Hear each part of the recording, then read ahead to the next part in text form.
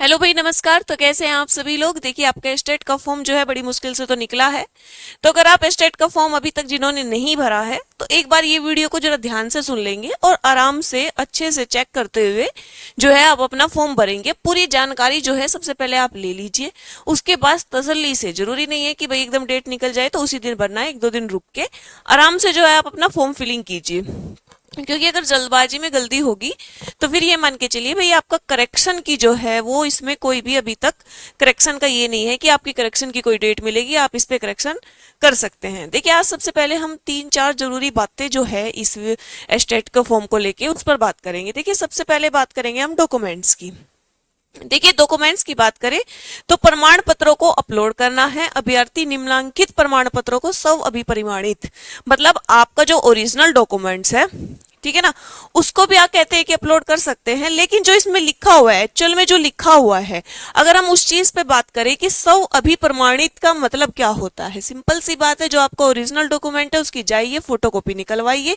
Photocopy आपकी निकल के आ गई है, उसके नीचे जैसे मेरा नाम श्वेता है तो भाई मैंने साइन कर दिए, साथ में आप डेट भी डाल सकते हैं जैसे आपकी मर्जी। लेकिन अगर साइन हो गया तो इसका मतलब आपने अपने डॉक्यूमेंट्स को अपनी इच्छा से आपने स्व प्रमाणित किया है, इसलिए आपके खुद के ही हस्ताक्षर लिए जाते हैं कि भाई मैं ही हूं अपलोड करने वाला, कोई और नहीं है, बल्कि ये मेरे साइन है और मैंने इसको जो है वो साइन कर दिया है और अपलोड कर दिया है।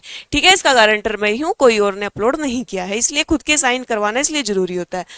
ठीक है, आपका मैट्रिक का हो गया, ठीक है ना, 10th का आपका प्रमाण पत्र और अंक पत्र। ठीक है, सबसे पहले प्रमाण पत्र जो आपका सर्टिफिकेट बनता है, एक होता है आपका अंक पत्र, मार्कशीट होती है, दोनों को अपलोड कर दीजिए फोटोकॉपी करवा के साइन करके। फिर आप अपना इंटर का कीजिए, फिर उसके बाद आप अपना स्नातक का कीजिए, फिर आपका इसने बीएड का प्रमाण पत्र और अंक पत्र दोनों अपलोड कर दीजिए। ठीक है, अन्य शैक्षणिक योग्यता हो तो दे दो भाई, नहीं हो तो कोई जरूरी नहीं है, चाहिए तो बीएड ही इसमें, तो आप अपना इसमें डाल सकते हैं।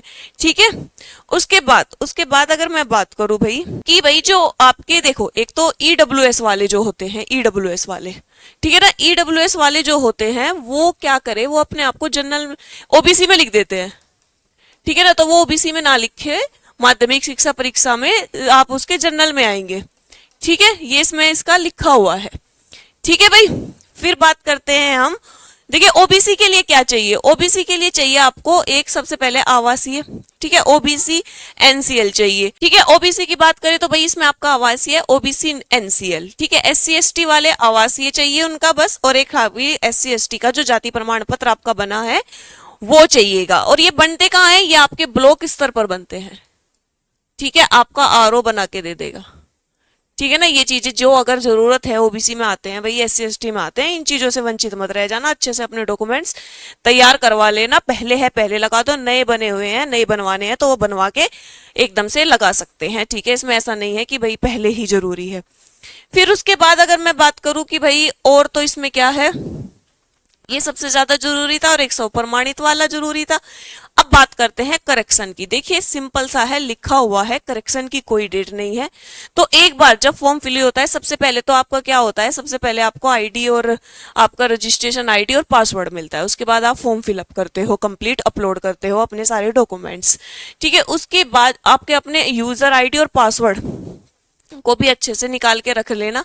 इनका आपको पता होना चाहिए, एक तरीके से यूजर आईडी जो भी बनाओगे और पासवर्ड वही बना के देगा, तो उसका आपको पता होना चाहिए। और एक प्रिंट जो है वो अपने पास निकाल के रख लेना कि बाद में जब एस्टेट का रिजल्ट आए फिर ढूंढते ही फिर जाओ कि मेरा जो था रोल नंबर भी क्या था।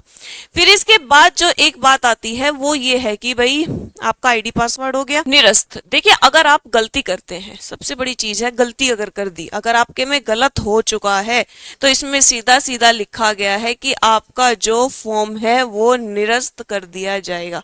तो इस चीज को भी ध्यान में रखना है कि भाई अभी वैसे ही समय सीमा बहुत कम है, एकदम से एग्जाम डेट आएगी और उससे पहले मुझे नहीं लगता है करेक्शन डेट दे। ठीक है, दे दे तो बहुत अच्छी बात है, देनी चाहिए, क्योंकि भाई हो जाता है गलती में, लेकिन फिर भी क्यों करनी गलती, आप इस चीज का ध्यान रखिए। ऊपर से लेके नीचे तक एक बार दोबारा से चेक कीजिए, अपने डॉक्यूमेंट्स चेक कीजिए एक तो, और एक अपना कोई डेट ऑफ बर्थ में गलत कर देता है ना। और सबसे बड़ी बात क्या करना है कि चेक करना है दोबारा से, सारा कंप्लीट करने के बाद चेक करना है।